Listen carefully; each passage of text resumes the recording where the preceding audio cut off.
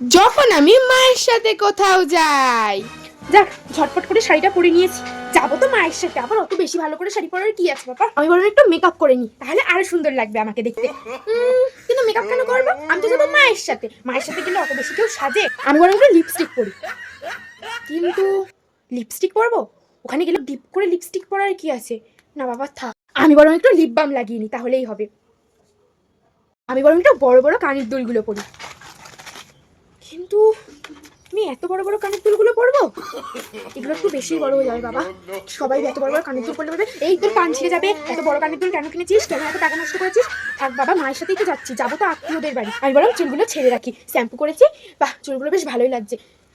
কিন্তু আমি চুল ছেড়ে দেবো, তখন আবার সবাই বলবে চুলগুলো তো এমনি ঝেটার কাঠির মতন, কুত্তার লেজের মতন, আবার ছেড়েছে। না বাবা থাক, খোপাই করি।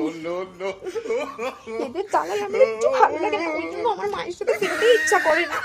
যখন বান্ধবীদের সাথে কোথাও যাই।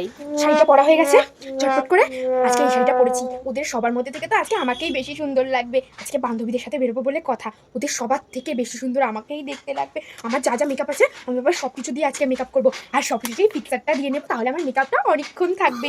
একটু আইব্রো এঁকে নেবো, একটু আইলাইনারও করবো বাবা, একটু কাজলও করে নেবো, তাহলে চোখ দুটো আরো সুন্দর সুন্দর লাগবে। মেকআপ তো করা হয়ে গেল, আমি কোন লিপস্টিকটা পরবো এর মধ্যে থেকে?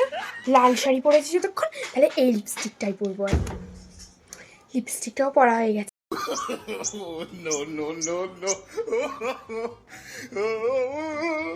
কানেরগুলোও পরা হয়ে গেল। আমার পুরো সাজ কমপ্লিট, বান্ধবীদের সাথে বেরোবো বলে কথা।